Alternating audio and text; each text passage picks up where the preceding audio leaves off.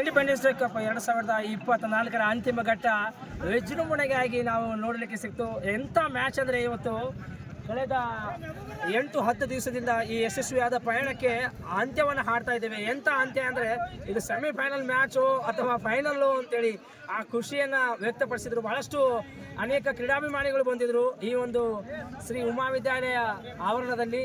Independence day cup 2024 ಅಂತಿಮ ಘಟ್ಟದ ಈಗ ಫೈನಲ್ ಪಂದ್ಯ ಒಂದೇ ಬಾಕಿ ಇರೋದು. ಎಷ್ಟು ಯಶಸ್ವಿಯಾದ ಪಯಣ ಅಂತ ಹೇಳಿದ್ರೆ ಕಳೆದ 8-10 ದಿನದಿಂದ ಬಹಳಷ್ಟು ವಿಜೃಂಭಣೆಯಿಂದ ಈ ಒಂದು ಪಂದ್ಯಾಕೂಟವನ್ನು ಈ ಒಂದು ಲಕ್ಷ್ಮೇಶ್ವರ ವಿಭಾಗದಲ್ಲಿ ನಾವು ಆಯೋಜನೆ ಮಾಡಿದ್ದೀವಿ ಸರ್. ಎಷ್ಟು ಖುಷಿ ಇದೆ ಸರ್. ತಮ್ಮ ತಂಡ ಒಂದು ಒಳ್ಳೆಯ ಪರ್ಫಾರ್ಮೆನ್ಸ್ ಮುಖೇನ ಈ ಒಂದು ಸೆಮಿಫೈನಲ್ ಘಟ್ಟಕ್ಕೆ ತಲುಪಿತ್ತು. ಸೆಮಿಫೈನಲ್ನಲ್ಲಿ ಬಹಳಷ್ಟು ಉತ್ತಮ ಆಟವನ್ನು ತೋರ್ಪಡಿಸಿದ್ರಿ ಸರ್. ಈ ಫೈನಲ್ಗೆ ಗೆದ್ದಿದ್ರೆ ಎಷ್ಟು ಖುಷಿಯನ್ನು ವ್ಯಕ್ತಪಡಿಸ್ತಾರೆ ಸರ್. ತುಂಬ ಸಂತೋಷ.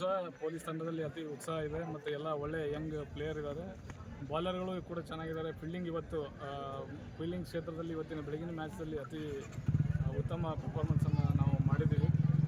ತುಂಬ ರೋಚಕ ಪಂದ್ಯಗಳು ಇದ್ದು ಆಡಿಕೆಯರ ಜೊತೆ ಇರ್ಬೋದು ಅಥವಾ ಎಜುಕೇಷನ್ ಡಿಪಾರ್ಟ್ಮೆಂಟ್ ಜೊತೆ ಇರ್ಬೋದು.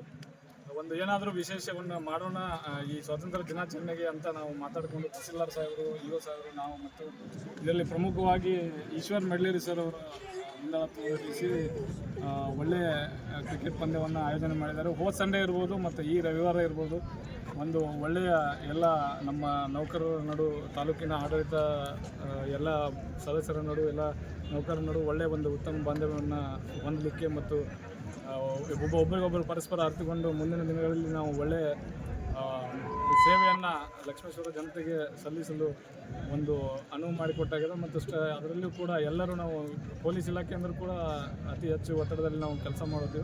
ಇಂಥ ಇದನ್ನು ಕಾರ್ಯಕ್ರಮಗಳನ್ನು ಆಯೋಜನೆ ಮಾಡೋದ್ರಿಂದ ತುಂಬ ಒಂದು ಉತ್ಸಾಹ ಮತ್ತು ಮತ್ತಿಷ್ಟು ನಾವು ಮರುದಿನದಿಂದ ಮತ್ತೆ ಉತ್ತಮ ರೀತಿಯಾಗಿ ಕೆಲಸವನ್ನು ಮಾಡಲಿಕ್ಕೆ ಒಂದು ಸ್ಫೂರ್ತಿಯಾಗಿದೆ ಇದು ಕ್ರೀಡಾಕೂಟ. ಮತ್ತು ಅಷ್ಟೇ ಮುಖ್ಯವಾಗಿ ಎಲ್ಲ ನಮಗೆ ನಾಗರಿಕರು, ಎಲ್ಲ ಊರಿನ ಯಂಗ್ ಪೀಪಲ್ ಮತ್ತು ಎಲ್ಲ ಯುವಜನತೆ ಎಲ್ಲ ಬಂದು ಇಲ್ಲಿ ನಮಗೆ ಸಪೋರ್ಟ್ ಮಾಡಿದ್ದಾರೆ.